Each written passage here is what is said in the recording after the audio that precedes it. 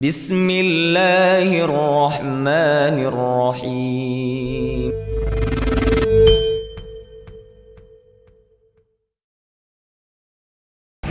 Assalamualaikum warahmatullahi wabarakatuh. Alhamdulillah wassalatu wassalamu ala rasulillah wa ala alihi wa sahbihi wa man tabi'ahum bi ihsanin ila yaumiddin. Ya ayyuhalladzina amanu taqullaha haqqa tuqatih wa la tamutunna illa wa antum muslimun. Ikhwati fillah, dalam kitab Majalis Syahri Ramadan, muallif rahimahullahu ta'ala menyebutkan di al-majlisul awal, majelis yang pertama, tentang fi fadli syahri Ramadan, tentang keutamaan di bulan Ramadan. Beliau ikhwati fillah rahimani wa rahimakumullah mengungkapkan riwayat hadis dari Rasulullah SAW tentang keutamaan di bulan tersebut. Di antaranya sebuah hadis dari Abi Hurairah radhiyallahu taala anhu, di mana Rasulullah SAW bersabda, "Idza jaa Ramadan futihat abwabul jannah." Ketika datang bulan Ramadan dibukakan pintu surga karena banyaknya amal-amal kebaikan. Wa ghulqat abwabun nar, dan ditutup pintu-pintu neraka karena sedikitnya terminimalisirnya kemaksiatan. Wa sufidatis syayatin, dan juga dibelenggu syaitan-syaitan. Kemudian ikhwati fillah, riwayat yang kedua yang diriwayatkan oleh Imam Ahmad dari Abi Hurairah radhiyallahu taala anhu, yang beliau nukil di sini rahimahullahu taala, bahwasanya Rasulullah sallallahu alaihi wasallam bersabda, "U'tiyat ummati khamsa hisalin fi Ramadan lam tu'tahunna ummatun minal umam qablaha." Diberikan kepada umatku 5 hal, 5 perkara di bulan Ramadan yang tidak diberikan kepada umat sebelumnya. Ini menunjukkan keistimewaan umat Muhammad sallallahu alaihi wasallam. Yang pertama, khulufu fammis shaim atyab indallah min rihil misk. Bahwasanya aroma mulut orang yang saum itu lebih wangi di sisi Allah Subhanahu wa taala daripada wanginya kasturi. Ini keutamaan yang agung. Kenapa demikian? Ikhwati fillah, yang namanya bau mulut orang yang saum, tentu secara adat kita mengatakan ini bau yang tidak mengenakan. Tetapi di sisi Allah Subhanahu wa taala ini menjadi sesuatu yang dicintai Allah Subhanahu wa taala. Kenapa demikian? Karena nasyiatun an taatillah. Karena bau mulut tersebut lahir atau muncul karena ketaatan kepada Allah Subhanahu wa taala. Ikhwati fillah, bukan kita bertaqarrub kepada Allah dengan bau mulut, bukan. Tetapi tatkala sesuatu yang tidak disukai secara adat oleh manusia, oleh kita sekalian, kemudian itu muncul dari taat kepada Allah, dari mencari ridho Allah Subhanahu wa taala, maka akan dicintai Allah Subhanahu wa taala. Seperti jemaah haji yang tatkala mereka wukuf di Arafah dengan rambut yang kusut dan juga dengan kaki yang berdebu, maka Allah berbangga dengan itu. Demikian pula mujahid di jalan Allah yang gugur fi sabilillah, darahnya sehingga wangi di sisi Allah Subhanahu wa taala bagaikan wangi kasturi. Ini keutamaan yang diberikan kepada umat Muhammad. Yang kedua, ikhwati fillah, tastaghfaru lahumul malaikah hatta yuftiru. Malaikat akan memintakan ampun kepada orang yang saum sampai dia berbuka. Terus malaikat yang merupakan makhluk yang suci, yang pantas dikabulkan oleh Allah Subhanahu wa taala doanya, memberikan sesuatu yang luar biasa kepada kita sekalian. Doa berupa ampunan, berupa memohonkan ampunan kepada kita sekalian. Dan ikhwati fillah, tentunya ampunan merupakan a'la al-matalib, tujuan utama terbesar bagi seorang hamba.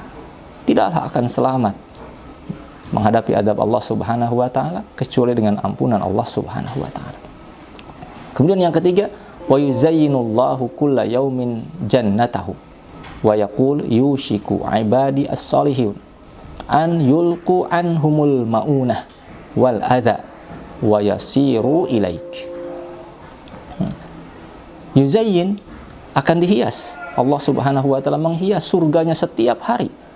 Seraya mengatakan, hampir-hampir sebentar lagi orang-orang yang soleh akan masuk ke dalam surga. Mereka melemparkan beratnya beban dan juga penderitaan di dunia dan akan berjalan menuju engkau.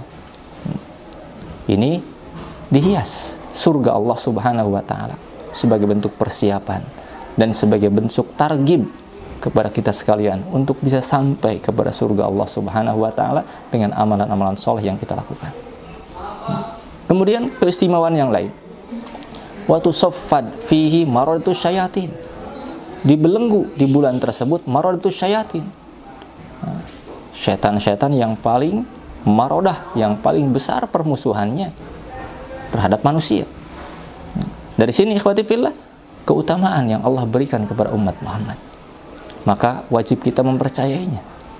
Bisa jadi sebagian orang mengatakan, apa mungkin setan-setan dibelenggu di bulan Ramadan, sementara kemaksiatan di bulan tersebut tidak sedikit? Banyak kemaksiatan di bulan itu. Maka pertanyaan ini ikhwati fillah hakikatnya ingin meragukan kita sekalian dari pernyataan yang disebutkan oleh Rasulullah SAW. Kewajiban kita mempercayai, dan para ulama memberikan jawaban. Yang pertama, bahwasanya yang dibelenggu setan itu adalah oleh orang yang saum, yang saumnya memperhatikan adab, memperhatikan rukun dan syaratnya, sehingga pada orang tersebut setan dibelenggu. Jawaban yang kedua, yaitu mengatakan bahwasanya yang dibelenggu itu tidak seluruh setan, karena dalam riwayatnya disebutkan marodatus syayatin, yaitu setan-setan yang paling besar permusuhannya dengan manusia, sehingga bisa jadi dedengkotnya itu dibelenggu sementara kerocoknya masih berkeliaran. Kemudian yang ketiga, jawaban yang ketiga, bahwasanya maksud ungkapan Rasulullah SAW ini bukanlah maknanya menghilangkan kemungkaran sama sekali di muka bumi di bulan Ramadan, tidak, tapi maksudnya taklilus syurur, meminimalisir keburukan. Bisa jadi tambahkan jawaban yang keempat, yaitu bahwasanya yang menyebabkan terjadinya keburukan, kemaksiatan di dunia ini bukan hanya setan, tapi juga jiwa yang rusak, adat yang tidak pantas diikuti, kemudian juga setan dalam bentuk manusia. Itu bisa jadi menjadi penyebab. Maka dengan ini tetap kita meyakini bahwasanya setan itu dibelenggu di bulan Ramadan sebagaimana diungkapkan oleh Rasulullah Shallallahu Alaihi Wasallam. Sehingga dikatakan di sini, fala yukhlisuna ila ma kanu fala yakhlusuna ila ma kanu yakhlusuna ilaihi fi ghairihi. Mereka tidak bebas untuk mengganggu kaum muslimin, mengganggu manusia sebagaimana bebasnya mereka di waktu-waktu selain Ramadan. Dan yang terakhir, keistimewaan yang diungkapkan oleh Rasulullah SAW, wa yughfaru lahum fi akhir lailah. Allah akan ampuni mereka di akhir malam. Qila, kemudian ada yang bertanya kepada Rasulullah, ya Rasulullah, ahya lailatul qadar, apakah itu lailatul qadar? Qala la, bukan. Walakinna al-amil innama yuwaffa ajrahu idza qala amalahu. Tetapi orang yang beramal akan disempurnakan pahalanya tatkala selesai dia melaksanakan amal tersebut. Sehingga di akhir malam di bulan Ramadan, Allah Subhanahu wa taala menjanjikan ampunan kepada mereka sebagai balasan atas ibadah mereka selama bulan Ramadan. Syekh Utsaimin pun menyebutkan, mengisyaratkan tentang karunia Allah Subhanahu wa taala kepada hamba-hambanya di bulan Ramadan ini. Pertama, Allah Subhanahu wa taala telah mensyariatkan kepada kita sekalian satu amalan, satu syariat yang itu menjadi sebab datangnya ampunan Allah Subhanahu wa taala.